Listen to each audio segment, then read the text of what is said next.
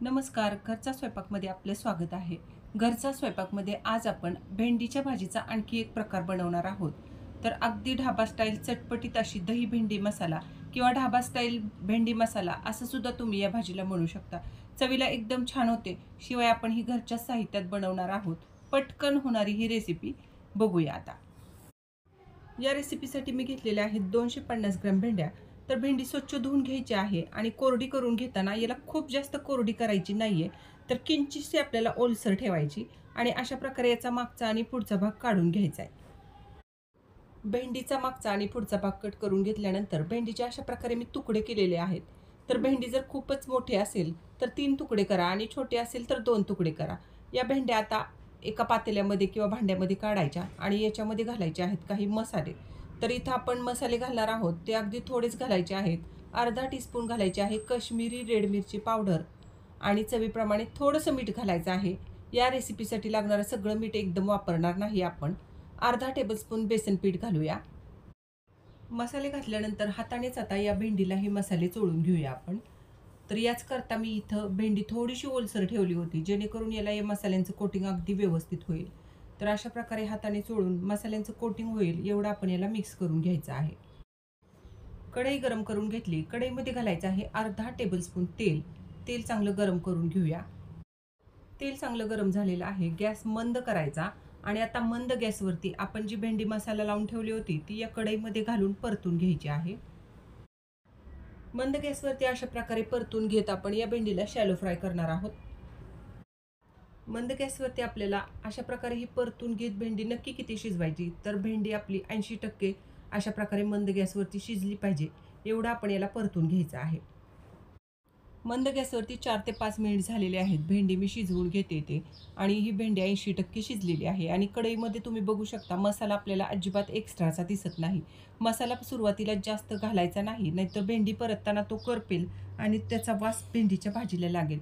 तर आता मी गॅस बंद करते आणि ही भेंडी पटकन दुसऱ्या भांड्यात काढून घेते. भेंडी कढईतून बाजूला काढल्यानंतर त्याच कढईमध्ये पुन्हा 3 टेबलस्पून तेल घालायचं. या भाजीला आपण अगदी चमचमीत बनवतोय त्याकरता थोडंसं तेल आपण इथं जास्त वापरतोय. तेल चांगलं गरम झालं की तेलामध्ये घालायचे आहेत अर्धा टीस्पून जिरे, चिमूटभर घालायचं आहे हिंग.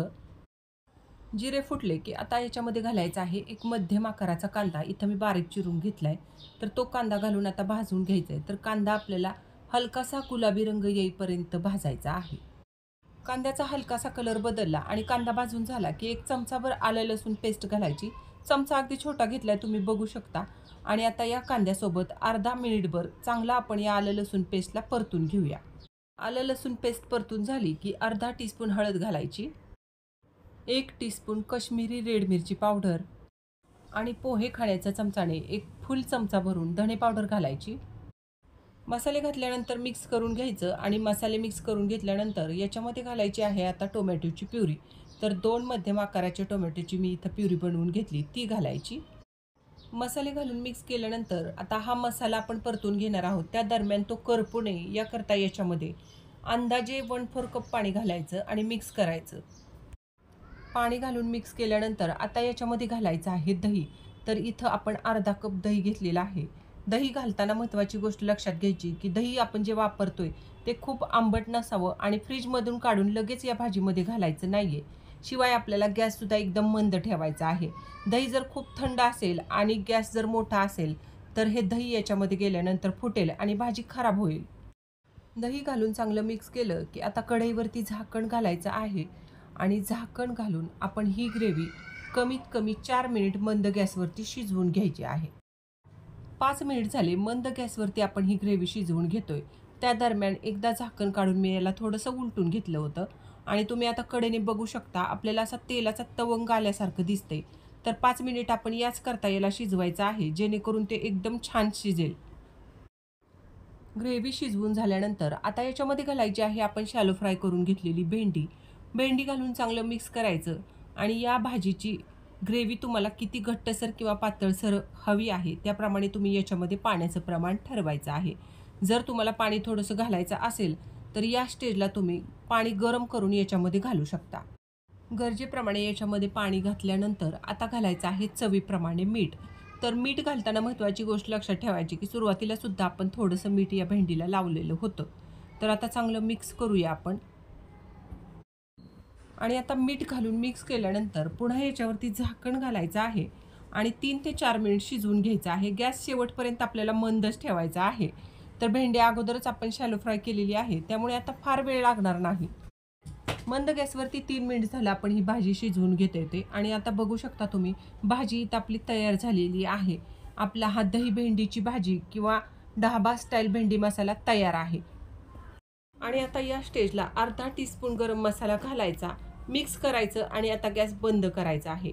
ही भाजी आपली तयार झालेली आहे. भेंडी शिजली का ते बघण्याची गरज नाही, कारण सुरुवातीलाच आपण जेव्हा ही भेंडी शॅलो फ्राय केली तेव्हा 80% शिजवून घेतली होती. गॅस बंद केल्यानंतर बारीक चिरून घेतलेली थोडीशी कोथिंबीर घालायची. अशा प्रकारे इथं आपली ढाबा स्टाईल भेंडी मसाला किंवा दही भेंडीची चमचमीत भाजी तयार आहे.